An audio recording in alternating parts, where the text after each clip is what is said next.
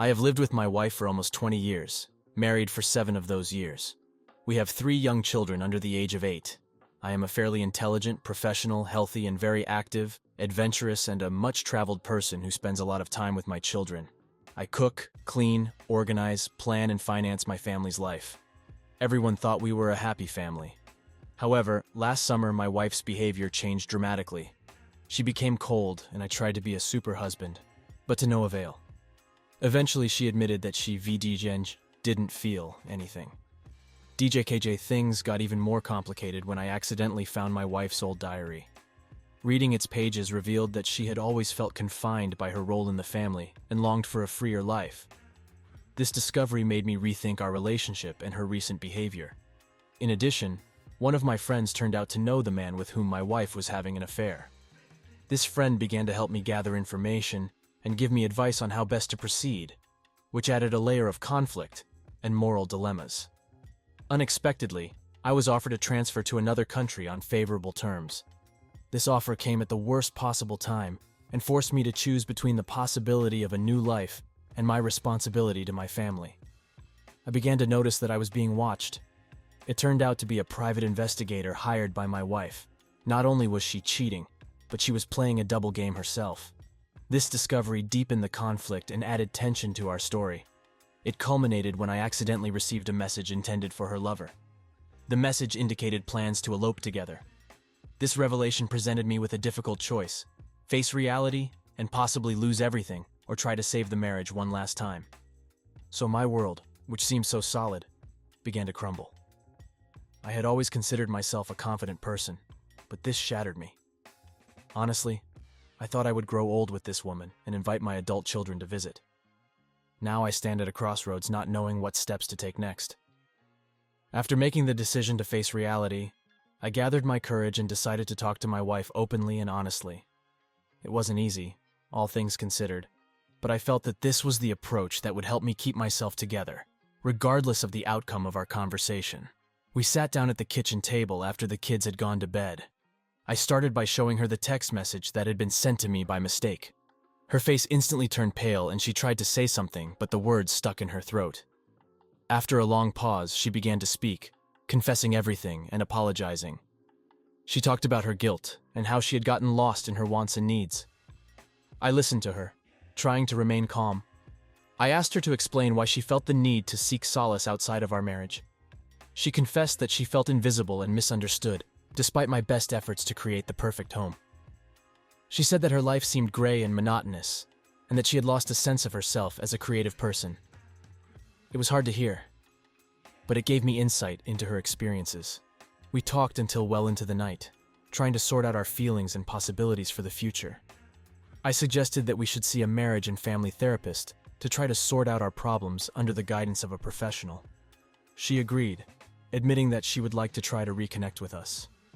The next morning, I made the decision to accept the transfer offer, offering my wife a fresh start in a new country where we could build a new life and give our marriage another chance away from old hurts and resentments.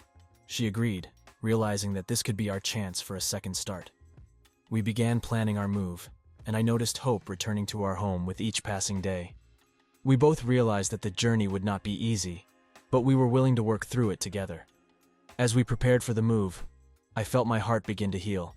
And although the future remained uncertain, I knew we were doing everything we could to give our family a chance at a new life. Moving to a new country proved to be cathartic for our family.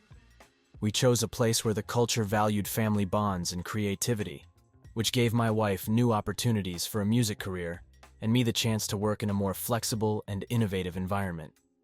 Our new location was surrounded by nature, and life seemed to slow down, which gave us time to reflect and recover.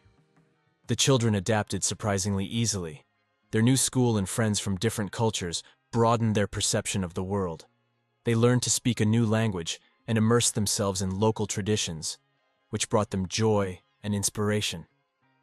My wife began performing in local cafes and theaters, gradually regaining her confidence as an artist. Her music became deeper and more sincere, reflecting the experiences of recent years. She also found a community of musicians who supported her as a colleague and friend. I, on the other hand, found fulfillment in a new job that respected my balance between career and family. Our evenings and weekends were spent together exploring the neighborhood, participating in local festivals, and just enjoying the quiet. Family therapy became an integral part of our recovery. We learned to talk about our feelings and problems openly and without blame. The therapist helped us realize how important it is to not only listen to each other, but to hear each other. Our sessions were not always easy, but they helped us gradually rebuild trust and intimacy. One evening, sitting on the veranda of our new home and looking up at the starry sky, my wife took my hand. She said that she never expected that this turn in our lives could lead to something good. But now she felt grateful that we had decided to take this step. We both realized that the road ahead would not be easy, but we felt stronger together. It was a moment when I realized how deeply we loved each other, and that despite all the obstacles, we were willing to fight for our family. We knew that not all days would be as clear, but we also knew that we now had not only a past, but a shared future. As we adjusted to our new lives, it began to feel like we both had a new direction and meaning. The evenings we spent together were filled with laughter and warmth. Our children were happy, and it seemed that all the difficulties were behind us. However, despite the apparent calm, the shadows of the past continued to haunt us. My wife was meeting new people and gaining recognition in the music community. Her talent and passion for music attracted her many fans, and she began spending more and more time in the studio and at concerts. At first, I was supportive of her desire to evolve, but as time went on, I began to notice that she was becoming more aloof and mysterious.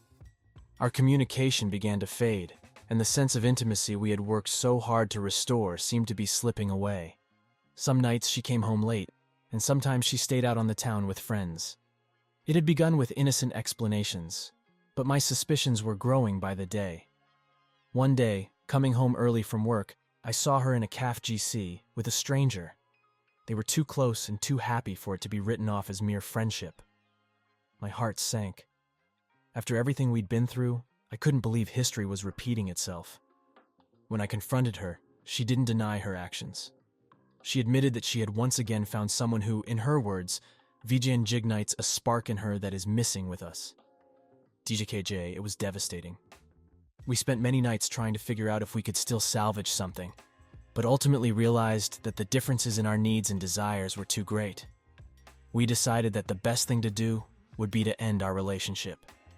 It wasn't an easy decision, especially with the children, but we both realized that staying together when one person's feelings weren't genuine would only cause more pain for everyone.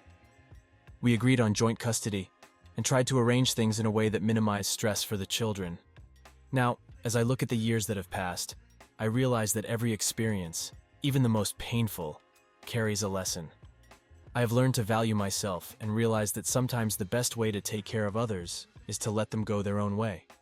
Our story is over, but I'm sure both of us learned something important. Life goes on and we each go our separate ways, but we continue to be parents to our wonderful children and try to support each other in that role. As time went on, my heart began to heal. I found joy in the everyday moments again and began to take more time for myself. Work, hobbies, seeing friends, and quality time with my children all helped me gradually recover from my divorce. My children, despite all the changes in their lives, continued to grow up happy and healthy. My wife and I were able to maintain a respectful relationship, which made the process of co-parenting less painful and more effective. It was important to show the children that despite all the challenges, they remained our first priority. During this period, I also found solace in traveling.